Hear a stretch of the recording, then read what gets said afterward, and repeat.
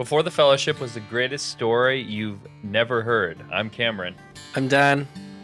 I'm Greg. Join us as we read and react to the Silmarillion by J.R.R. Tolkien. Last time we continued chapter 21. Túrin realized he was deceived by Glaurung after returning to Dorloman. He slew the Easterlings in his rage and took the name Turambar, Master of Doom. Morwen and Nienor heard about Túrin and rode into the wilderness to find him. Morwen was lost, and Glaurung cast a spell on Nienor, putting her in a fog of darkness. Eventually, she is found by Túrin, but they do not realize each other's identity. Today, we continue chapter 1, beginning on page 219 of the second edition. On the next day, they bore her towards Brandir. But when they came to Dimrost, the rainy stair, where the tumbling stream of Celebros fell towards Teglin, a great shuddering came upon her. Wherefore afterwards that place was called Nen Girith, the shuddering water.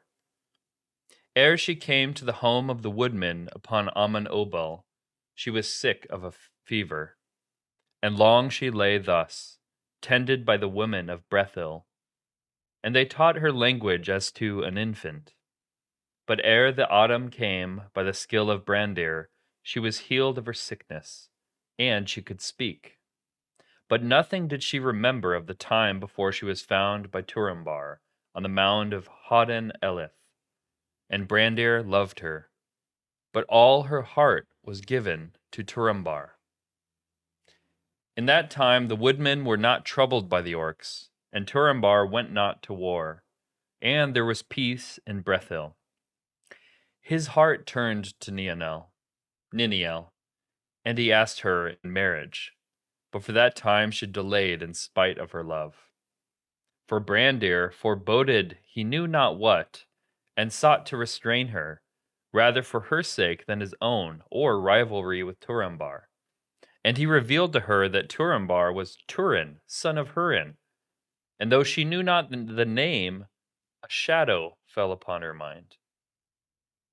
But when 3 years were past since the sack of Nargothrond, Turambar asked Níniel again, and vowed that now he would wed her, or else go back to war in the wild.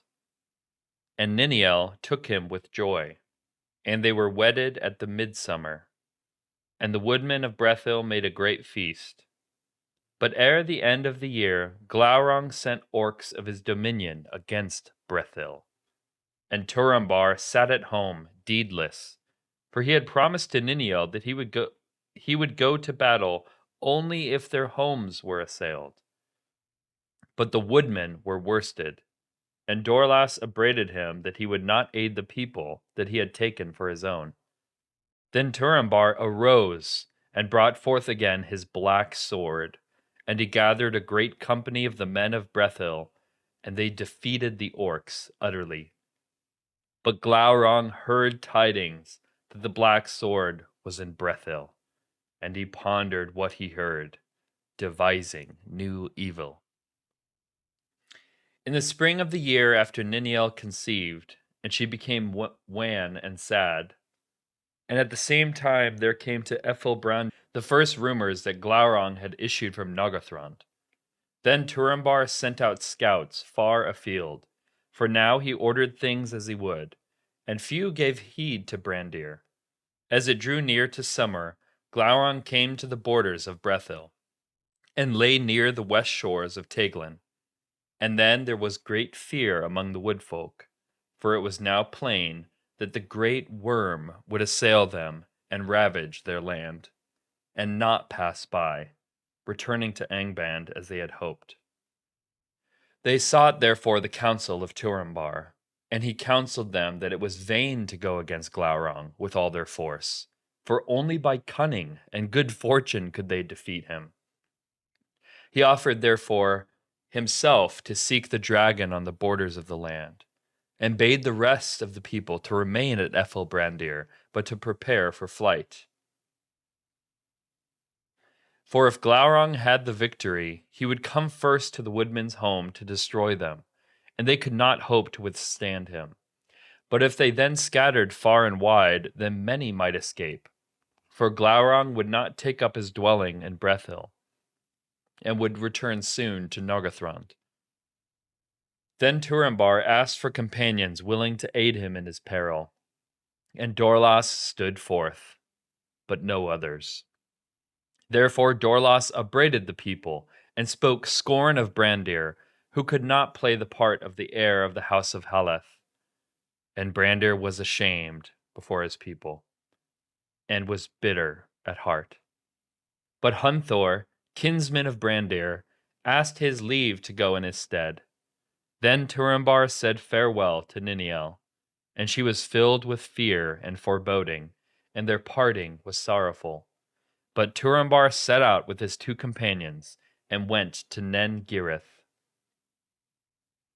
Then Níniel, being unable to endure her fear, and unwilling to wait in the effulged tidings of Turambar's fortune, set forth after him, and a great company went with her. At this, Brandir was filled all the more with dread, and he sought to dissuade her and the people that would go with her from this rashness, but they heeded him not.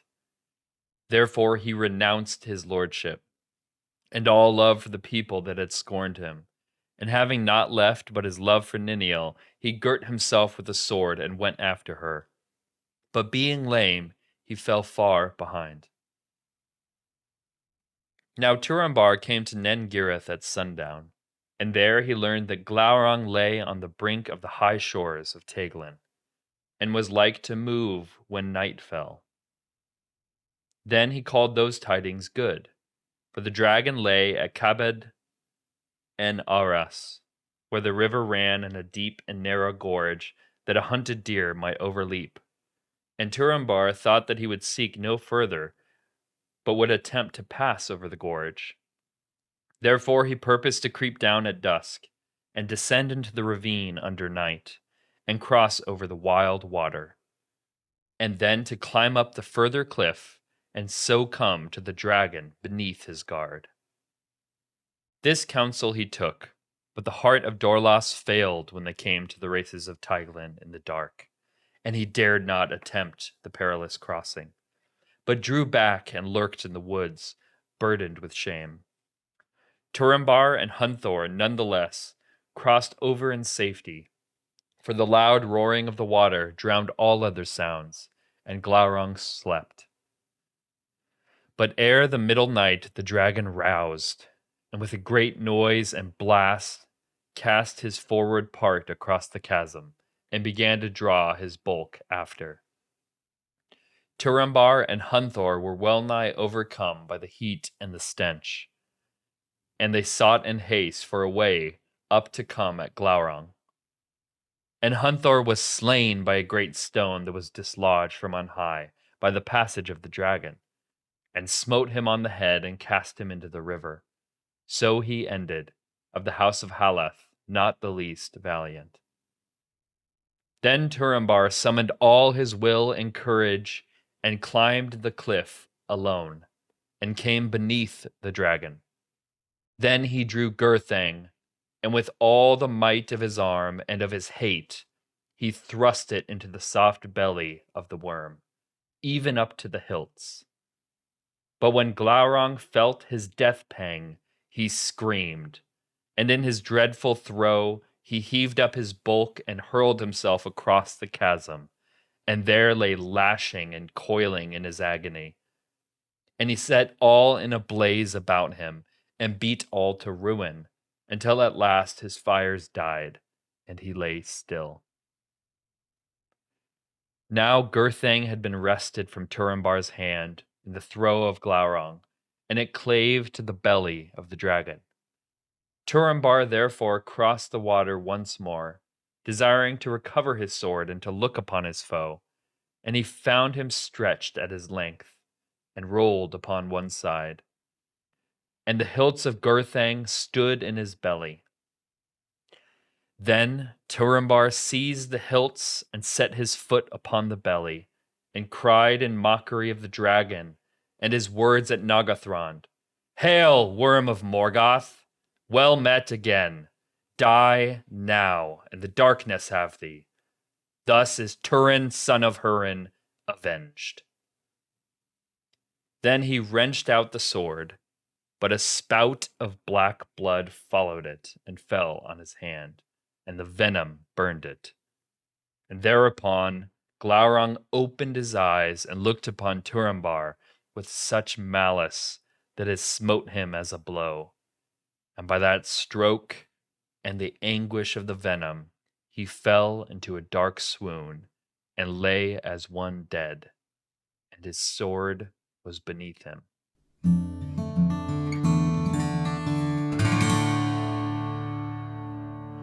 So in summary, Nienor is healed of her sickness but does not remember her past. Túrin Turambar proposes marriage to her, and after some hesitation, they marry. Orcs began to spread throughout the land, and Turambar once again wields the black sword. Glaurung hears word of the sword and comes to Brethil. Turambar and 2 companions set out to face Glaurung. Nienel, takes a sword and follows them. Dorlas turns back, and Hunthor is killed by a falling stone. Turambar continues and manages to deal Glaurung a deadly blow, but he loses his sword, which becomes lodged in the belly of the dragon. He returns to retrieve it, and as he does, the dragon's venomous blood burns him, and Glaurung's malicious gaze knocks Turambar down. Yeah, this story is just sadder and sadder, isn't it? It is. It has some satisfaction to it. The fact that he takes the fight to Glaurung and is successful. I mean, I love the way it's described where he's willing to go by himself. He's just like, if anyone will come with me, doesn't really matter, but I'm going. And then there's only 2 who are brave enough to go with him. And those 2, one ends up just too scared to cross the river because they're in this big gorge. The river's raging. It's the middle of the night. They're approaching a dragon. Yeah.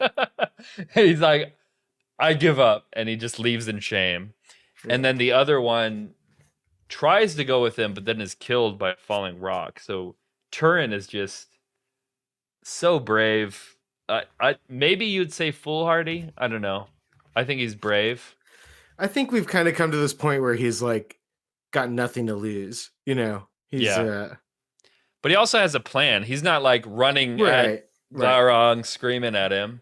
It's clever. He's a complex character. I mean, there's lots of faults with him, but I mean, I think we can say he's brave. He might be foolhardy as well as brave, but this seems like an act of bravery. Definitely brave in war. Yeah. And he marries his sister. They have a baby. Yeah. So, yeah. I forgot who she I thought Star Wars was bad. Like why have you? It doesn't make sense they have them kiss. It's like, well, they didn't know, so. Yeah, neither did George Lucas know at that point. Yeah, exactly. So we can let them off. Tragic, right? Like, it's like them 2 have a bond. Like a tragic bond. Like they come from sorrow, their lives are sorrowful, they see familiarity in each other and they feel like that's something they just want, you know. Right. You can understand Túrin just wanting this companion. His life is one of sorrow and woe.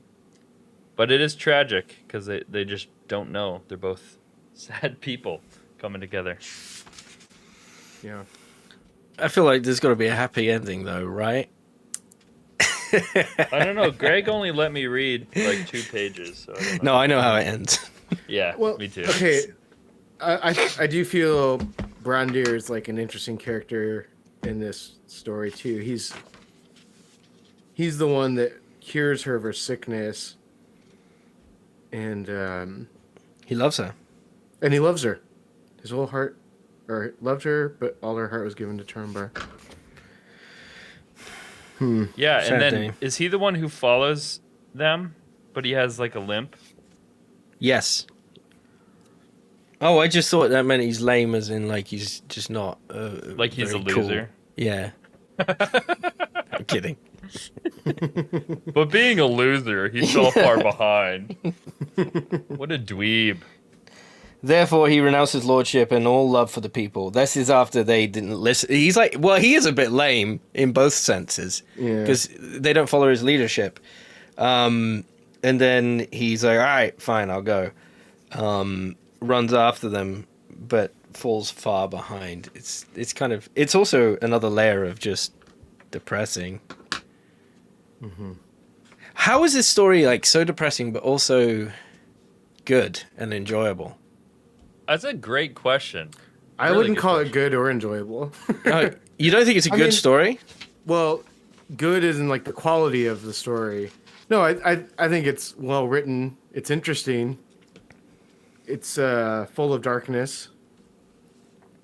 It's not exactly like an edifying story. I don't know. I'm edified. Yeah, there's some elements of it that are oddly edifying. Like, what is edification? The building up, like the moral building up, or the encouragement of. The instruction or improvement of a person morally or intellectually. I'm totally edified by this story. Yeah. Yeah. Even though it's sad and tragic. Because it points to reality from different directions. Points to what's real and what's true. It does. I think what's hard for me about this story, though, is that Turambar... It really does just seem like he's a cursed man. Like, I think he's trying to do decent things. He's trying to do good things sometimes. Sometimes he does things that like anyone would know are not right or not the best. But he's like legitimately trying to do good things for the most part. And even in doing so, it just leads to greater tragedy. And well, you say that, but okay. Even though he's not, sitting on a beach drinking mojitos somewhere after killing a dragon, he killed a dragon. And, like, that is in itself some victory in his life. That's amazing.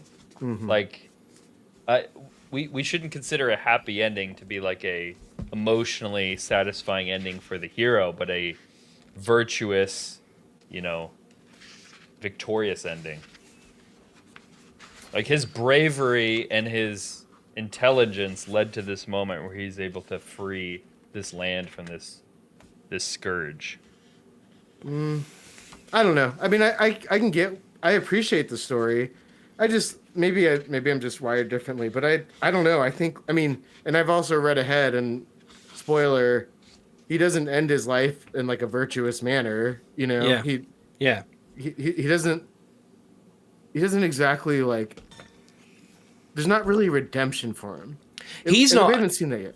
Well, no, there is. Okay, well, maybe this is what you're getting at. Yeah. Just the fact that he slayed Glaurung is like good for all the free people of the land. Like it's good for any enemy. There's also. Morgoth. Let's put it this way. Let's say you had a pretty sad life, and some would say tragic, but you overthrew the Chinese Communist Party or something like that by your actions. But you're really sad at home, or like you have tragic things happen in your family. It's like, well, that's the thing though. It's not just that it's sad and tragic. Life? It's like immoral. Okay. Like and like hot-headed and hasty and I'm not saying I like him, he's a great character, but I do think this is one of my favorite stories. There's also somewhere where I read it or saw it somewhere that there's a legend within this universe that he comes back to life and finally destroys Morgoth. Like, I don't know if that's in the Silmarillion. Immortal, I've heard of that. Where he's like that's interesting. What's the word? He's there's a prophecy that the spirit of Turambar comes back and destroys. Yes. You're right. But is that in the Silmarillion or is that in one of these extras? I think it's in some of the extras somewhere because I don't think it's at the end of this chapter. But that does ring a bell with me. So I mean, I think that's what is interesting to me. It's like maybe that's the redemption, but it's not a nice story. It's not a fluffy story. I will say though that part of why one might find some sympathy for Turambar is that he is a victim of Morgoth in a sense. Yeah. He's part of this doom of this curse on his father, and all of his kin are like kind of under this curse. And so there is kind of this this certain way that even unwittingly they just keep they're like, as much as they might try to do good things, they're just confounded by this curse, and it brings more tragedy, which often leads to them doing worse things that then lead to more tragedy. So I think he does have some agency, and some of the evil that's like present in his life is the result of his own actions. Yeah. But a lot of it, and kind of the source of all this stuff, is Morgoth's influence through this curse, and that is pitiable at least. And you can, I mean, even for us, like, okay, what should we take from this? Because I think one thing in light of that is, like, each of us, especially Cameron, have just like these natural weaknesses, like that we didn't choose. No. We didn't choose to have this temperament or this. I mean, just look at me. If you were on the YouTube channel, just look at me while Greg is talking. Just look at me. Now I feel like a jerk. Okay. So look, can I finish this thought? Yeah, go ahead. Like, just, we have weaknesses, we have imperfections that aren't our own choosing. Like, they just we have them, and we do our best to overcome them and to grow. But it's not like we had any. Yeah, here's what I'd say related to what I said earlier. Túrin has weaknesses, but he did something so incredible, so great. It's like, that's what we take from this, is we all have weaknesses. And yeah, maybe we're a little hot-headed or impatient or whatever, but that shouldn't stop us from slaying the dragon. Like, we can still do great stuff even though we have we're not perfect. We can still do great things. Even though we might be accursed. Or it, like, if you looked at our life and you looked at like the facts of our life, you see, wow, that ended really badly for that person. Okay, so I think that Tolkien likes Túrin.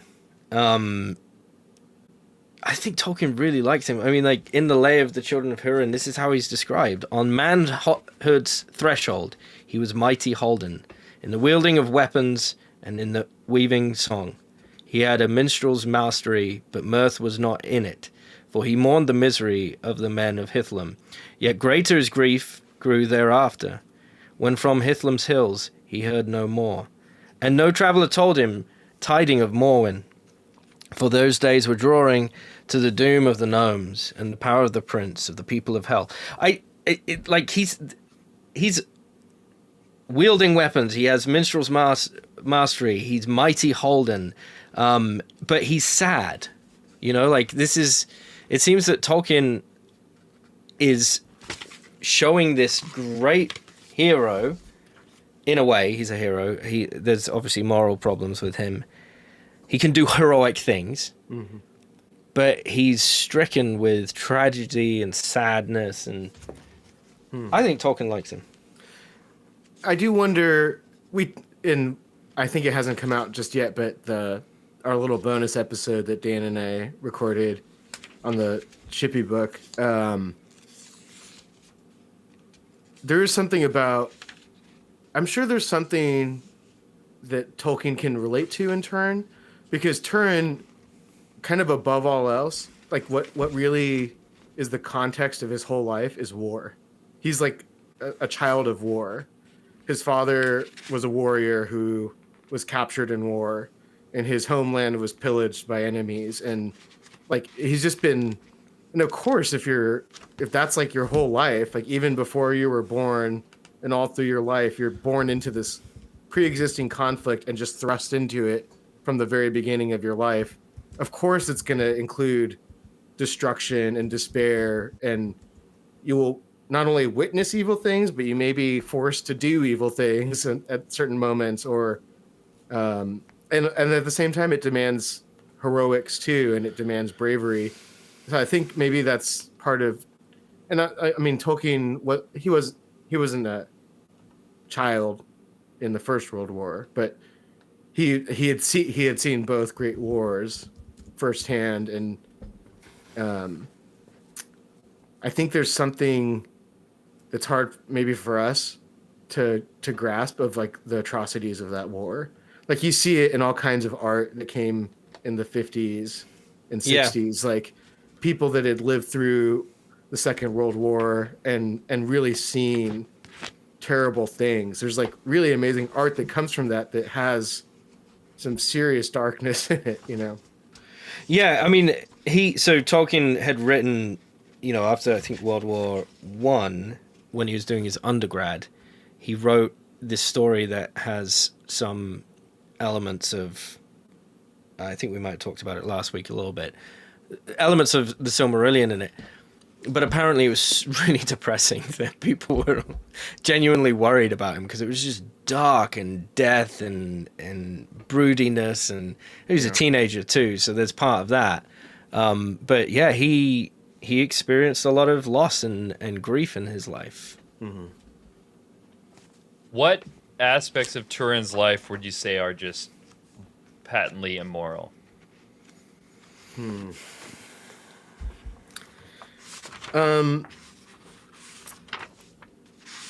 I mean, he did become like an outlaw, and Yeah, so at the beginning. Yeah, so of is it, Robin Hood. Yeah, but he didn't kill his friend and then run away. hey, what's the difference Wait, you between mean Balag? No, sailors.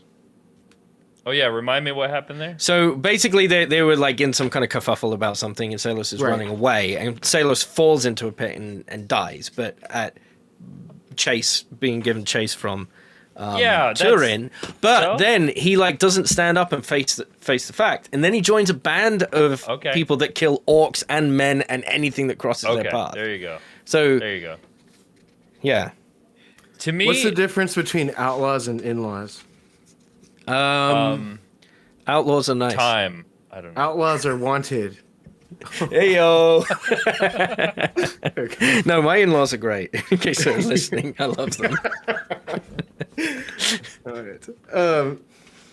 So, when I see Túrin's life, I see tragedy that leads to this wayward life, outlaw, killing men, just like selfish. But his life ends up in a place where, yes, he has some, rough edges. He's hot-headed, as you say, but that's like I would classify that as an imperfection, not an immoral characteristic. I see the life he's living now as one that's redeemed, and that it shows that he is willing to kill a dragon, not because it's in his way and he's in a band of outlaws. Like, as an outlaw, he would just be worried about his own safety and just collecting his own money and all that. But fighting this dragon, he's doing something for others. I don't know if I Something agree great. with that assessment. I mean, I get what you're saying. It's a good thing that this King of Dragons is gone, but I think it's more has to do with his own personal Vendetta? vendetta with Glaurung. Not like he's not. I don't think he's like out there trying to serve the people necessarily. But I might be wrong. I'm not. But I'm not are- an expert in this Are topic. all actions just purely, crystallize into this perfect thing? Or is there a little bit of like, I'm doing this for a really good reason, but I also want to do it for these other reasons? And even if he has some selfish desire, like let's say he wants to get back at Glaurung, he's still taking on a dragon and saving the world or saving the land. It's a really good thing. Yeah, I think it's in his nature to go out and war. I think he yearns and longs to fight, and so his motives could be mixed. But I don't think it's purely, I got to get back at Glaurung. I think because his nature is to battle I think there could be a sense of there's an evil out there, it needs to be destroyed. I'm going to do it. Yeah, he says he offers, therefore, himself. He says, we're not going to go in force against Glaurung. We need cunning. Therefore, he bids the rest of the people to remain behind and to prepare for flight. So he's like, here's how I'm going to save you. You're gonna run, and you're going to run in all different directions, basically. And then whoever's going to come with me, we're going to go face the dragon. Sounds to me like there's a great virtue behind what he's doing. Yeah, maybe he wants to get back at Glaurung. That's probably true, but we shouldn't condemn Túrin for his imperfections for doing a great moral virtue. I think bravery, courage. I tend to agree, but I tend to agree. No buts. Okay. Any last words? I guess I do wonder in this last, because the next reading will be the end of this chapter in the story of Túrin Turambar. I wonder if that will influence, like, because I have read that too, so I wonder if that will influence how we see him as a character. I mean, he's a developing character, and yes, we shouldn't say too much more because it will ruin next episode. Let's leave it there, and then Greg will be vindicated in the following episode. Come back next week for Greg's vindication. Glaurung if you like what you hear, go ahead and rate us 3 Silmarils out of 3. That's 100%. That's 5 stars out of 5 stars. That's 2 thumbs out of 2. Follow us everywhere at Before the Fellowship. Join the Discord discussion. The link is in the description. And send any comments or questions to beforethefellowship@gmail.com. And join us next week as we read the greatest story you've never heard, The Silmarillion by J.R.R. Tolkien.